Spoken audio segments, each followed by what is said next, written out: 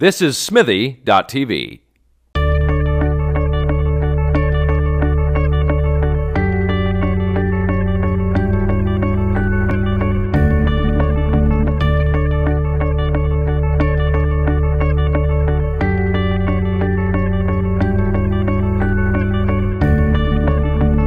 Hi, I'm Katie Oman reporting for Katie Chats here at Smithy TV in downtown Toronto with writer, filmmaker, voice actor Thomas Marchese.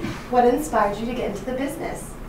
Well, I've always had like a somewhat of a flamboyant personality, and I've always been very artistic. And as a kid, I would always perform and act out, and I would always have an overactive imagination, have a story in my head. So it's been something it's been part of me since I came into this world, and I got formal about it at 14 years old when I went to a school called Cardinal Carter Academy for the Arts, and I was a drama major there. And then from there, I did some more training, and I just kept on that path since. Great.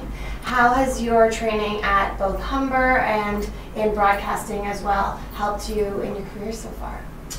Well, with Humber, it gave me the tools that I needed for screenwriting and for other aspects of filmmaking. I was sort of knowledgeable about them prior to going to Humber, but Humber really gave me the tools. It's a great school, and now there's a degree program at the Lakeshore campus. This was the diploma program at North Campus, and the degree program is just this is their first graduating class this coming year. And I actually acted in a short for that program just recently, so it'll be ready for their graduate screening.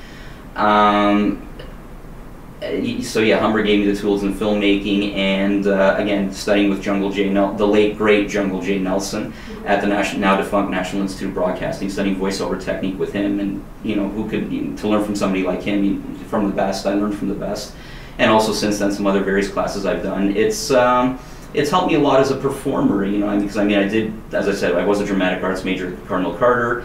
And this further training helped me to refine my style and really find who I was as a performer. And now I'm also trying to break into some on camera and some voiceover as well. And it's been fun getting back into it after a long time, because I just devoted myself to behind the scenes for so long, and being back into performing is it's fun. And you made the films Exterior and Exterior Hatred. Mm-hmm. What was that whole experience like, and what was it like doing festivals with those films? That was interesting. Basically in my writing, mostly what I explore are issues around diversity and multiculturalism, and things like how race, ethnicity, and religion can drive a wedge between people, especially how can something like that happen in a multicultural society like Canada, in particular Toronto. And that's what those two films were focused on. The first was loosely based on something that happened to me, and the second was based on stories and things that I encountered within the South Asian community, because I have a lot of South Asian friends. And when they played at festivals, the reaction was interesting. They were mostly positive, and a lot of people congratulated me for taking on such a touchy and taboo subject, especially now. In the last 12 years since 9/11, it's been very much in the spotlight: race, ethnicity, religion, and a lot of people were saying at the festivals, we need more films that reflect this aspect of Toronto and Canadian society. So it was great, here two festivals here in Montreal, two festivals here in Toronto and one in Montreal. Okay. Going to Montreal was fun. Awesome. Yeah. And you won an award at Wild Sound for your feature screenplay, Knuckleball, a few years ago. What's at the heart of that story? Well, as I said earlier, I deal mainly with racial and religious issues, and that is a satire on the chic and vogue of Canadian multiculturalism. And it uses the indie music scene in Toronto as its backdrop. But it's not just that, it's also a story of friendship and staying true to yourself. And again, the reaction to it has been mostly positive. Myself and my two co-writers, Drew Johnny and Cal Benedict, have been very happy with the response, and at the moment it is being shopped around, and hopefully it'll be at a theater near you within the next couple of years.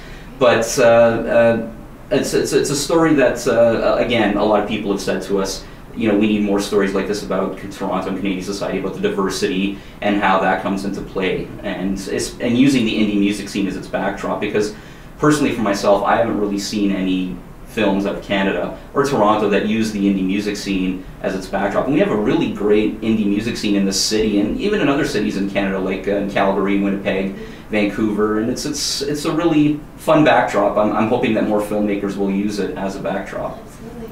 And you're also developing a TV series. Does it have similar themes to your other projects as well?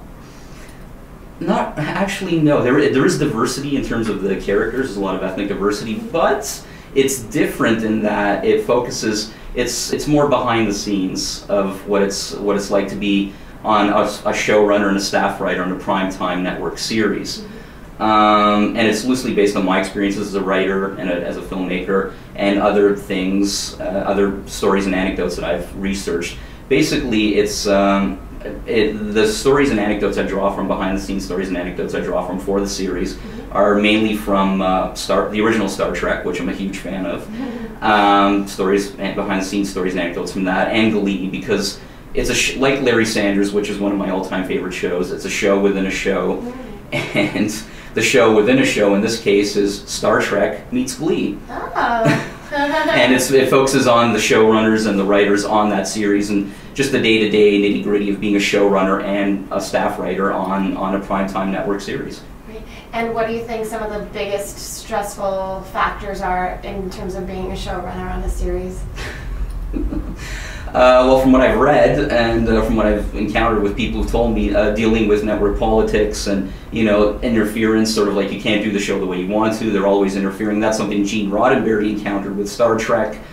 And also dealing with a staff of writers, contending with all these, with all these egos, and how some people on a writing staff, the showrunner has the final say, right? And they will rewrite a script submitted by one of the staff writers, and the staff writers have to be okay with that because it's not their show, it's the showrunner's show. They have final say. But sometimes you'll get some egos really like, well, you screwed up my script. What did you do? But that's the way it is. It's their show.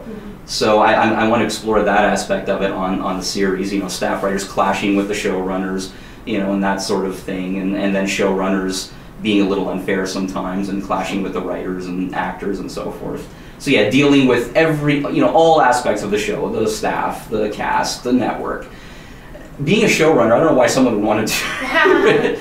I'm surprised Gene Roddenberry lived as long as he did with what he went through on Star Trek.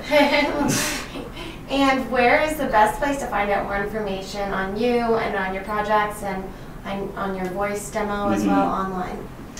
I don't have a website at the moment, but I am on Facebook. I do have a personal profile, not a fan page.